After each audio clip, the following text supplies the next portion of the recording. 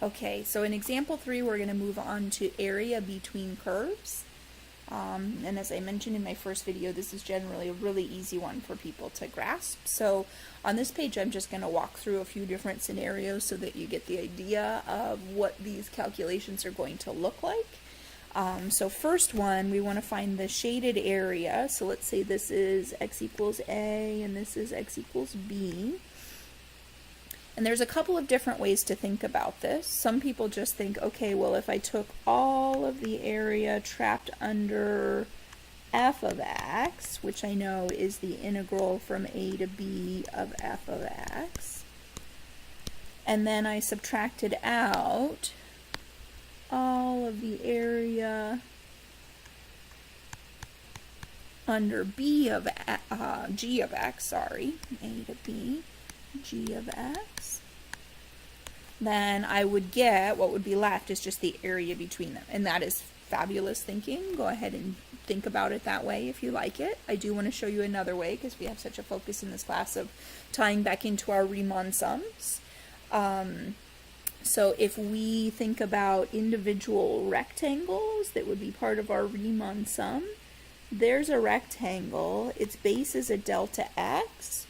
Its height is an f of xi minus g of xi. So you can either think about it as taking the entire area under f minus the entire area under g, or you can think about it as taking a single slice and looking at the height of your rectangle as an f minus g. So we would want to add up all the areas. The areas would be an f of x minus g of x times delta x, which will become a dx when we integrate. And then the integral is what adds all of those up, and we would still start at a and stop at b. And we know based on properties of integrals that those are exactly the same thing, so that's reassuring. Okay, so this is the idea. I encourage you now to pause and see if you can figure out the next couple. If you're not sure, come back and watch. If you're feeling pretty good, just skip ahead and make sure that your answer matches up. So for the second one, people will actually kind of struggle with this one a little bit and try all sorts of things. But what it turns out, I'm going to do it with the individual rectangle. Turns out that if you look at this, it's still got that width of delta x, and this is where people go back and forth a little bit. People want to say that this is f of x plus g of x, but built into that is an assumption that you really don't want to be making, and that's that a variable or a function notation always represents something positive. It doesn't. If I took f of x plus g of x here, we can make up numbers. Let's say at this point f of x, the y value is 3, and here the y value is -2. That would give me 3 plus -2, which is not what I'm going for. What I really want is 3 plus 2.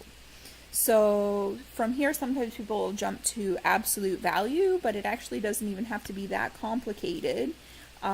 If we look at this and say, okay, what's the height of the rectangle? It's f of xi minus g of xi. The minus will change that to adding y values. So the answer here is that it's exactly the same as the last one.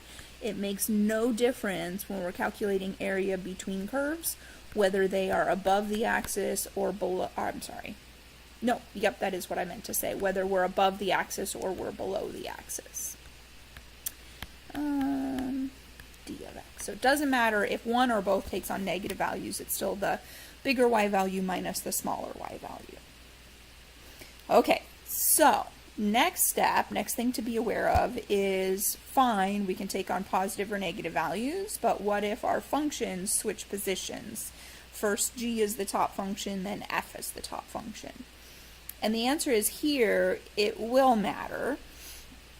One way to fix this would be to throw an absolute value around your f minus g, but in terms of actually calculating that integral, we would then have to figure out when f is bigger and when g is bigger and split it up. So really, we should just go straight for the split up method. So let's say this is a and this is b. And we'll label this one in the middle. I'm going to call it M for middle. Okay, so if we want to find the area from A to M, in that section, f of x is the top function and g of x is the bottom function. So we will integrate from A to M, f of x minus g of x with respect to x. Did I dx that one? I did. And then to get the area from M to B, we just need to reevaluate what's going on and recognize that g of x is now the top function and f of x is the bottom function. So this is going to be g of x minus f of x. And this is something that you're going to have to figure out on your own. A problem isn't going to warn you when there's an intersection. So on every single area problem, you really need to sketch a graph. Every single one. Okay, last funny thing that happens is sometimes we have, oops, oh no, that's what I meant. Sorry, I keep thinking I have mistakes in my own thing. Sometimes we have things that aren't really a function.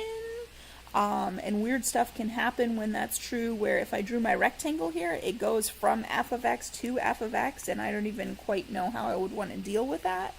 So sometimes it's actually to your advantage to slice the other way. Notice that if we slice this way, no matter where I draw my rectangle, it's going to extend from the g curve on this side over to the f curve on this side. So that's much less confusing than having it span from one curve to itself. I don't want to say function because they're not functions.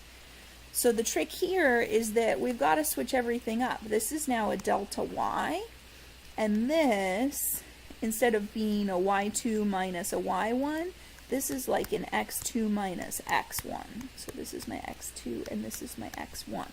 So the delta y tells me that everything needs to be in terms of y, but the height of that curve is actually about x's. So what I need is not a formula that gives me my y in terms of my x, but a formula that gives me my x in terms of my y. So we want to solve these formulas for x. And this actually looks kind of funny because here it's not a function, so talking about its inverse is weird. But you'll often just be given the x is a function of y straight off the bat, because this, for example, is a sideways parabola, so it would be x is equal to ay squared plus by plus c sort of thing. So now the only last warning I have is that you need to recognize that the bigger x value is the one that's to the right, and in this case that's always going to be, let's see if I can spot my own, that's always going to be the f. So we're going to take f inverse of y minus g inverse of y. So we'll do specific examples, but that's one to watch out for. Thanks for watching.